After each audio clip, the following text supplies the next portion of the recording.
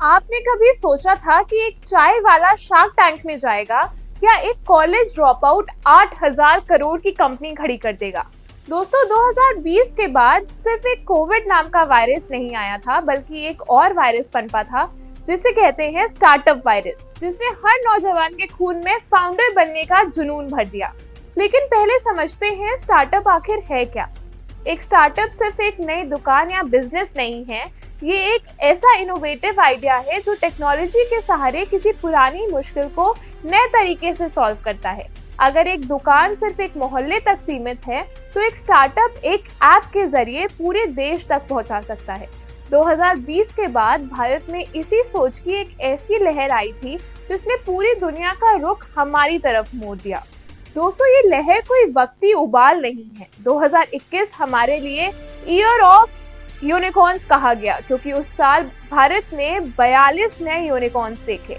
लेकिन सबसे हैरानी की बात यह है कि 2021 से ये सिलसिला रुका नहीं है। हर साल भारत नए यूनिकॉर्न्स पैदा कर रहा है और आज हमारा स्टार्टअप ग्राफ लगातार ऊपर जा रहा है। आज भारत में 110 से ज्यादा यूनिकॉर्न्स हैं। फिजिक्स वाला, रेजर पे और जोमैटो जैसे नामों ने दिखाया कि अगर आइडिया दमदार हो तो वैल्यूएशन आसमान छूने लगती है। अब ये रेवोल्यूशन सिर्फ मेट्रो सिटीज तक नहीं, आज यूपी के नोएडा और लखनऊ जैसे शहरों में 8,000 से ज्यादा स्टार्टअप्स हैं जिन्हें महिलाएं लीड कर रही हैं, जो दिखाता है कि ग्राफ अब हर दिशा में आगे बढ़ रहा है। अब आते हैं उस मुद्दे पर जो अक्सर हेडलाइंस में दब जाता है, गवर्नमेंट सपोर्ट। क्या सरकार सिर्फ वादे कर रही है या जमीन पर काम भी हो रहा है? दोस्तों, भारत सरकार ने स्टार्टअप इकोसिस्टम को एक नया मजबूत ढांचा दिया है, जिसे हमें समझना बहुत जरूरी है। सबसे पहले बात करते हैं स्टार्टअप इंडिया की। पहले एक कंपनी खोलने में चप्पलें घिस जाती थी, लेकिन आज सिंगल विंडो क्लियरेंस है। सरकारी आंकड़े बताते हैं कि स्कीम के तहत फाउंडर्स को शुरुआती 3 साल तक टैक्स में 100% छूट मिलती है। इसका मतलब है शुरुआत में जो मुनाफा होगा वो सीधा बिजनेस की ग्रोथ में जाएगा। ये उन फाउंडर्स के लिए ऑक्सीजन की तरह काम कर रहा है जो बिना किसी बैकिंग के मैदान में उतरे हैं। लेकिन असली धमाका हुआ बजट 2025 में। सरकार ने साफ कर दिया कि हम सिर्फ डिलीवरी एप्स वाला देश बनकर नहीं रहेंगे। इस बार 1 लाख करोड़ का कॉर्पस फंड अनाउंस किया गया। ये पैसा कहाँ जाएगा? ये जाएगा डीप टेक, एआई और स्पेस सेक्टर में। सरकार ने स्पेस सेक्टर को प्राइवेट प्लेयर्स के लिए खोल दिया और ये जताया कि sky is not the limit. हम रिसर्च और डेवलपमेंट, R&D पर पैसा पानी की तरह बहा रहे हैं, ताकि कल को कोई एलोन मस्क हमारी मिट्टी से निकले और हमारी टेक्नोलॉजी हो उधार की नहीं। इसका फायदा क्या हो रहा है? देखिए, पहले डिजिटल लिटरेसी सिर्फ व्हाट्सएप चलाने तक सीमित थी। आज स्टार्टअप्स की वजह से देश का किसान एग्रीटेक ऐप से मिट्टी की हेल्थ चेक कर रहा है। एम्प्लॉयमेंट की बात करें तो फिगर शॉकिंग है। स्टार्टअप्स ने पिछले 10 साल में 10 लाख से ज्यादा डायरेक्ट जॉब्स और करोड़ों में इनडायरेक्ट जॉब्स पैदा किए हैं। ये वो लोग हैं जो पहले सरकारी नौकरी के पीछे भागते थे, लेकिन आज वो भारत की न्यू इकोनॉमी के पहिए हैं।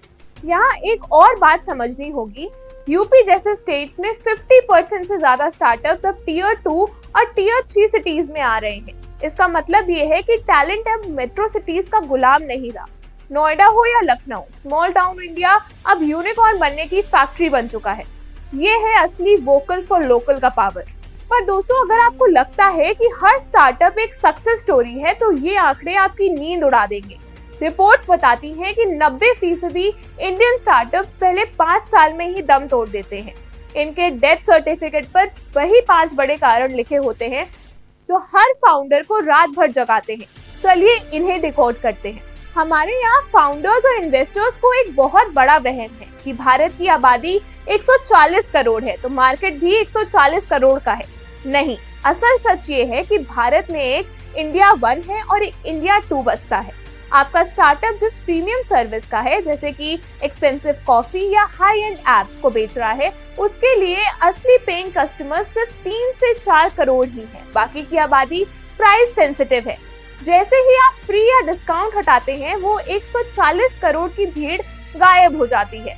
फाउंडर्स अक्सर इस मास मार्केट के चक्कर में अपना पूरा कैपिटल फूंक देते हैं। इंडियन स्टार्टअप्स में एक खतरनाक ट्रेंड चला है कि ग्रोथ एट एनी कॉस्ट, मतलब धंधा हो ना हो लेकिन कस्टमर आना चाहिए, चाहे उसके लिए जेब से पैसा ही क्यों ना देना पड़ा हो। जोमैटो और स्विगी जैसे दिग्गजों को देखिए, बरसों बाद भी उनका 60% रेवेन्यू सिर्फ टॉप 8 से 10 शहरों से आता है। छोटे शहरों में डिलीवरी देना इतना महंगा पड़ता है कि हर ऑर्डर पर कंपनी का नुकसान होता है। जब तक वेंचर कैपिटलिस्ट फंडिंग देते हैं ये बर्न चलता रहता है, लेकिन जैसे ही फंडिंग का नलका बंद होता है ये बड़े बड़े महल ताश के पत्तों की तरह बिखर जाते हैं। The copy paste versus deep tech gap, यहाँ हम सिलिकॉन वैली से पिछड़ जाते हैं। डेवलप्ड नेशंस जैसे यूएसए, चाइना, वहाँ स्टार्टअप्स ओरिजिनल रिसर्च पर बनते हैं। ओपन एआई ने चैट जीपीटी बनाया, उन्होंने टेक्नोलॉजी इन्वेंट की। इंडिया हमारी शुरुआत हुई कॉपी पेस्ट मॉडल से।